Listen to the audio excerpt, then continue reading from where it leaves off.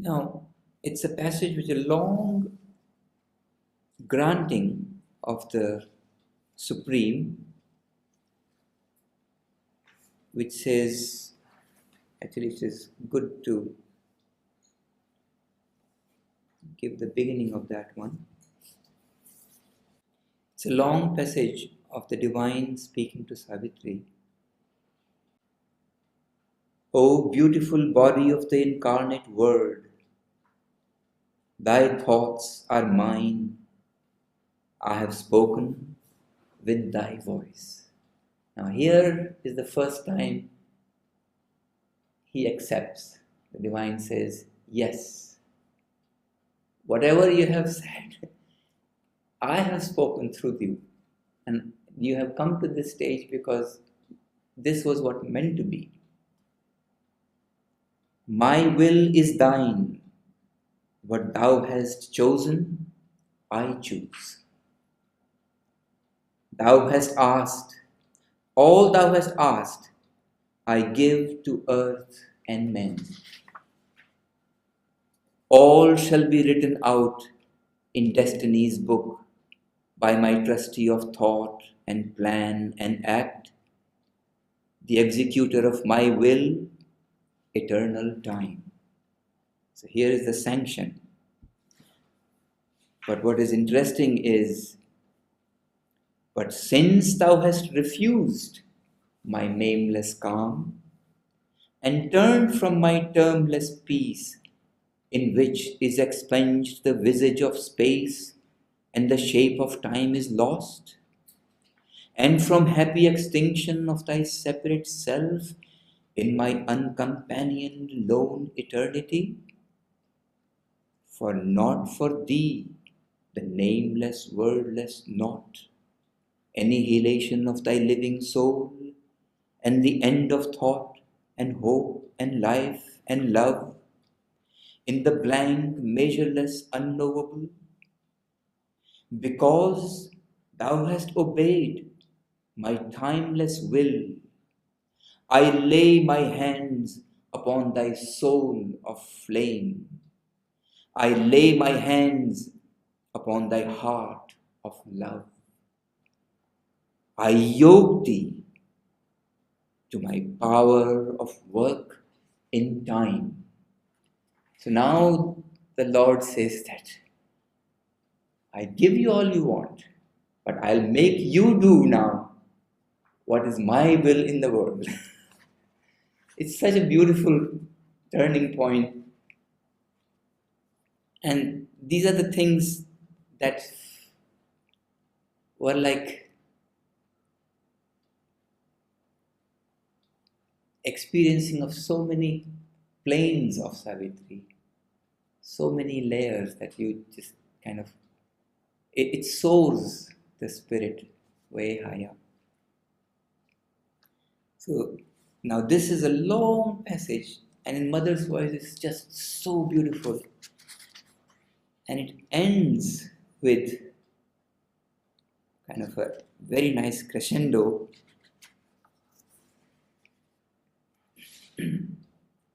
Forever love, O beautiful slave of God. O lasso of my rapture's widening noose, become my cord of universal love.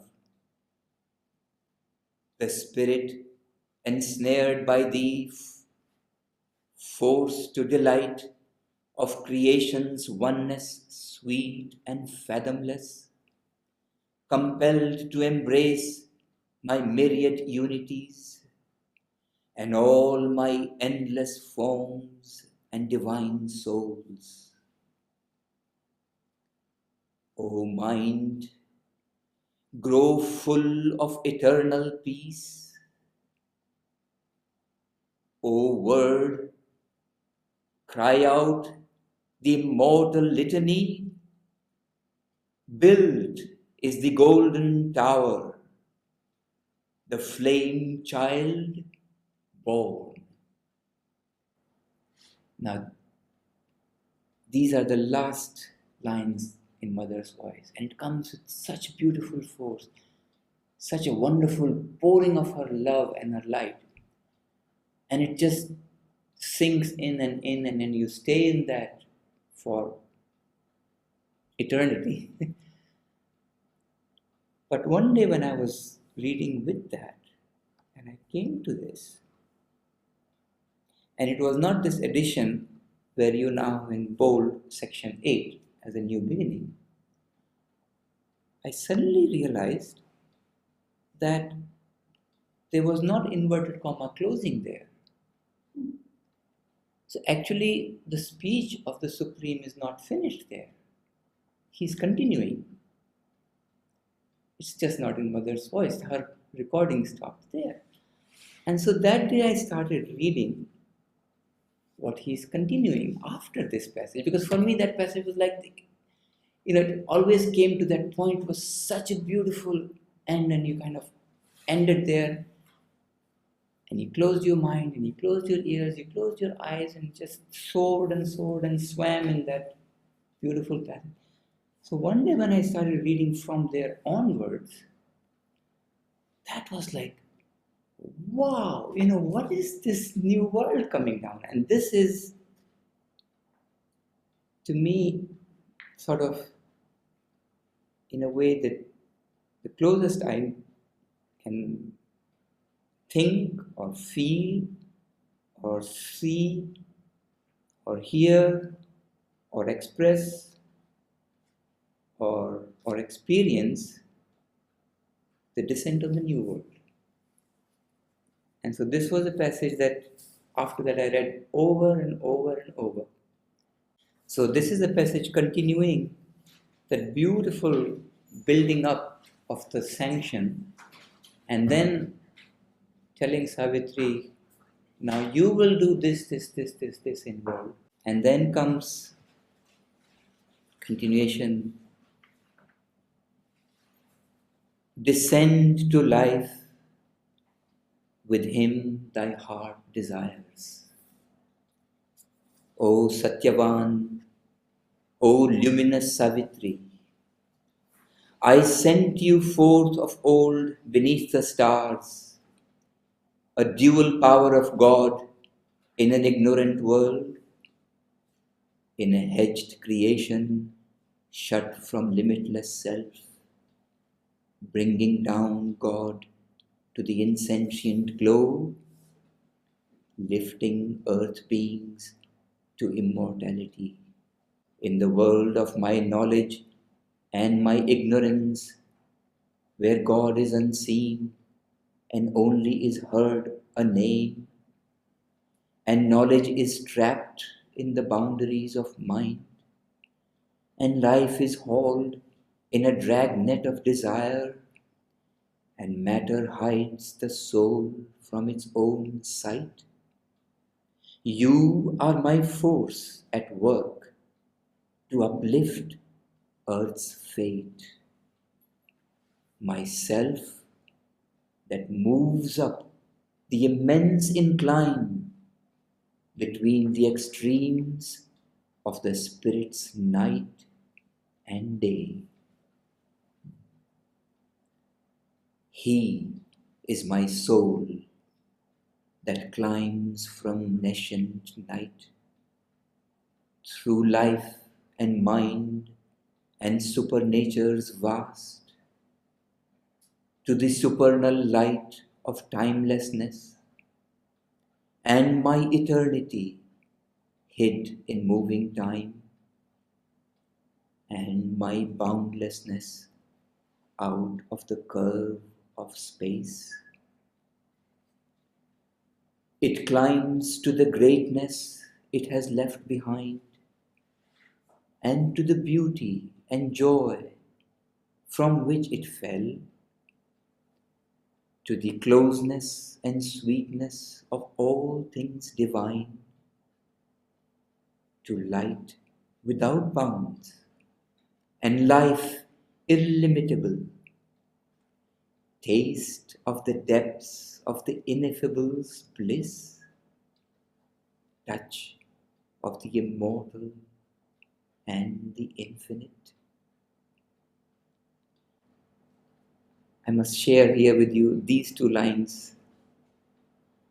Taste of the depths of the ineffable's bliss, touch of the immortal and the infinite, to me have been sort of a window opening into experiencing something that is beyond this world into our body.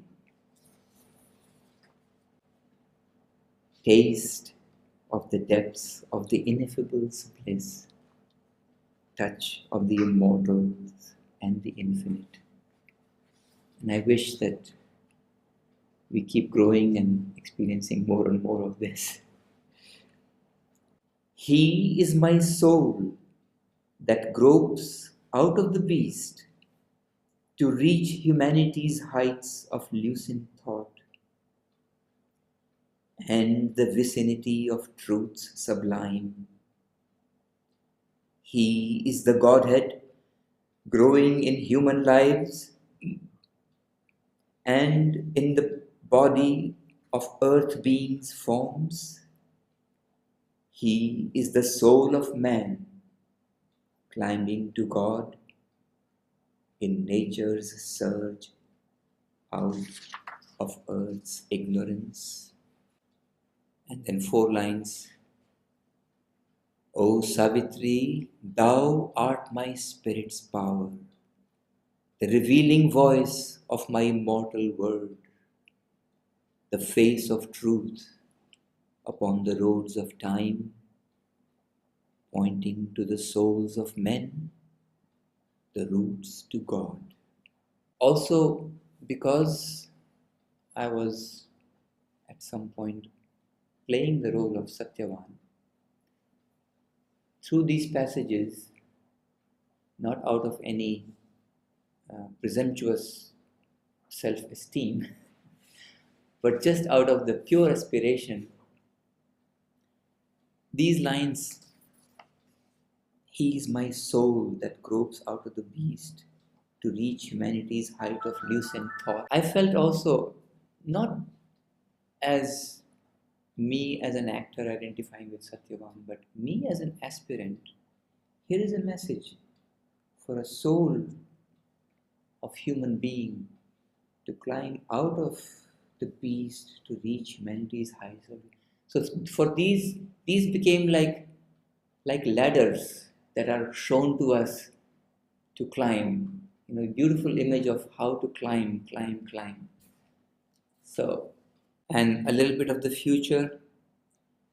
Yet shall they look up as to peaks of God and feel God like a circumambient air and rest on God as on a motionless base. And I felt in those lines, here is a call for us to be. He's calling us to be in that state, to be.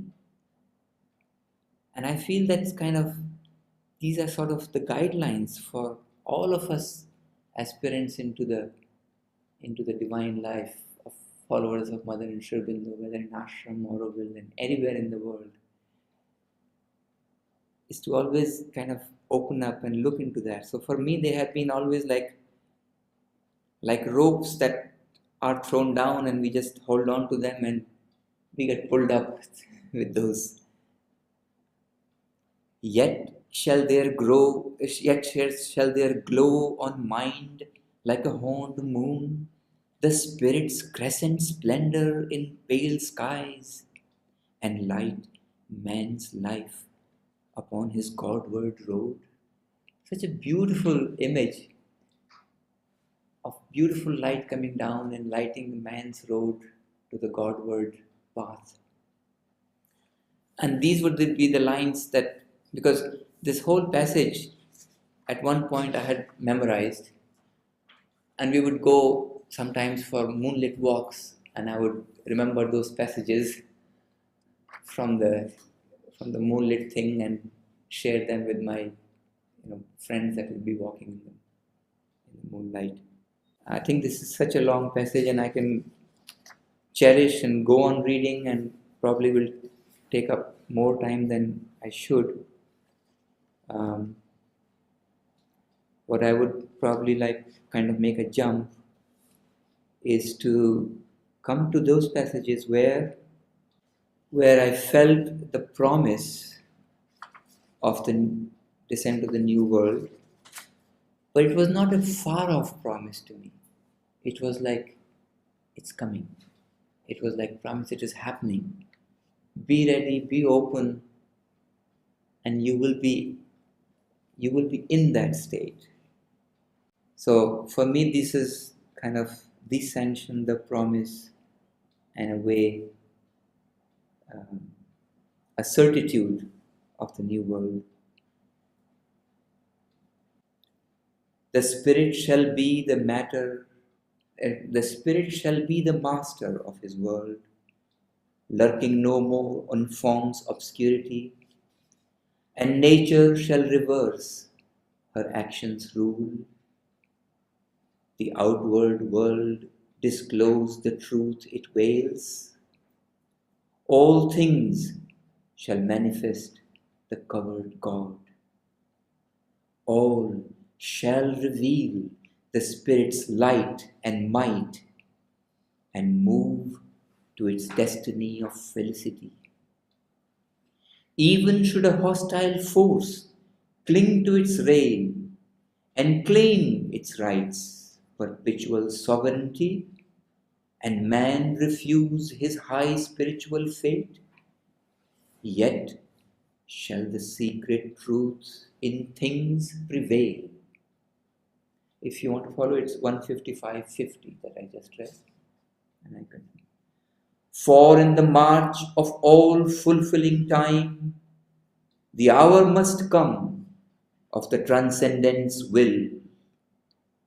All turns and winds towards his predestined ends.